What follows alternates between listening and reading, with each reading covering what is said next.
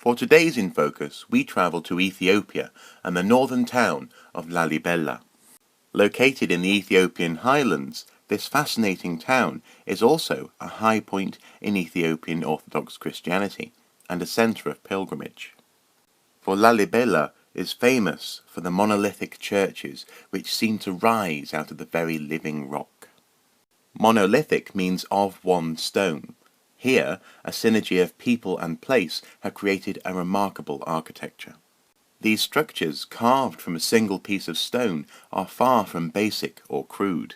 They reflect a sophisticated building tradition applied with skilled hands. And it is easy to see why this remarkable place has become a focus for ritual and pilgrimage. But how and why were they built? The town and churches are named after an early 13th century king called Lalibela, which means the bees recognize his sovereignty, for he was supposedly surrounded by them at his birth. Lalibela was part of a dynasty which traced its origins back to the kings of Israel. One day the king was given a vision of Jerusalem and inspired to build a new Jerusalem as his capital. This was quite possibly in response to news of the capture of Jerusalem by Salah ad-Din in 1187. King Lalibela immediately set about making plans to build his new Jerusalem. He was determined that the town of Roha would become a city worthy of the name Jerusalem, to stand the test of time. He began by renaming aspects of the town to reflect biblical names. The river which ran through became the River Jordan. And across this new Jerusalem sprang a total of 13 churches. According to legend, these buildings sprang up remarkably quickly, with men working on them during the day, and a night shift worked by angels, who naturally worked twice as fast. Let us take a closer look at these monolithic masterpieces. First, the northern group, and the largest church of Bet Medhan Alem, which means House of the Redeemer of the World. Not only the largest structure in Lalibela, but possibly the largest monolithic church in the world. Its style is believed to have been inspired by St. Mary of Zion Church in the nearby city of Axum, and it currently serves as the home of one of Ethiopia's most precious religious and historical heirlooms, the Lalibela Cross. Bet Medhan Alem forms part of a complex, along with Bet Meriam, Mary's Church, and Bet Golgotha, the Church of Golgotha.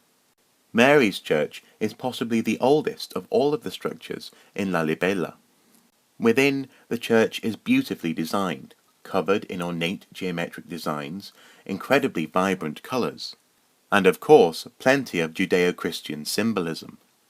The Church of Golgotha is said to contain the tomb of King Lalibela himself, along with the Selassie Chapel and the tomb of Adam, supposed father of the world.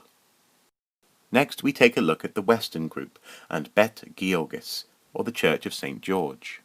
This cross-shaped building has been called the eighth wonder of the world. It is the most well-preserved and probably the last to be built of the Lalibela churches.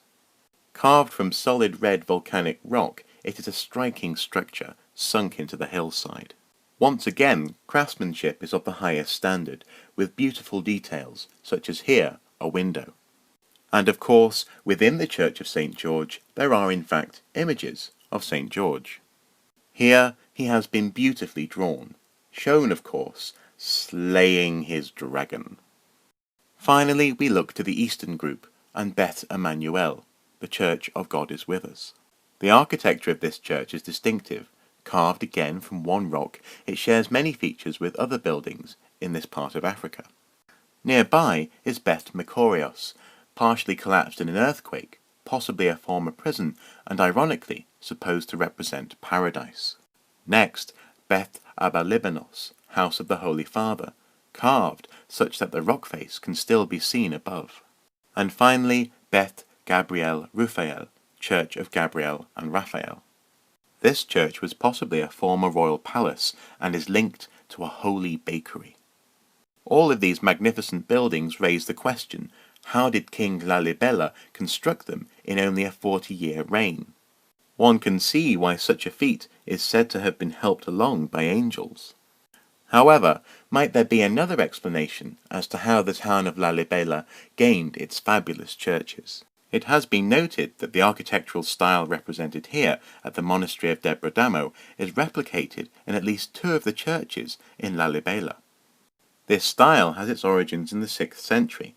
It is said to have inspired work at Lalibela and been completed after the king's death around the 14th century. However, recent research throws out this hypothesis and suggests instead that the churches of Macorius and Gabriel and Raphael were built up to 500 years earlier by the Aksumite kingdom. In the latter days of Aksum's power, it has been suggested that the eastern buildings at Lalibela were constructed as fortifications and palace structures for officials. These structures, inspired by a broader architectural heritage, may well have inspired the work at Lalibela to begin, and explain how the king can be said to have completed them himself. There is also the suggestion by a local historian that Beth Abba-Libanos was built after the king's reign. The king's widow, Queen Masgal Kibra, is credited with building Abba-Libanos as a memorial in the wake of her husband's death. This theory stretches the timeline further and enables some buildings to have been built before, some during, and some after the king's reign. Debate and research continues, but whatever the case may be, one thing is certain.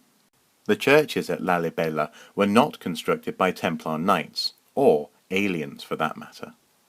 What they were and are, however, are remarkable feats of engineering and architecture.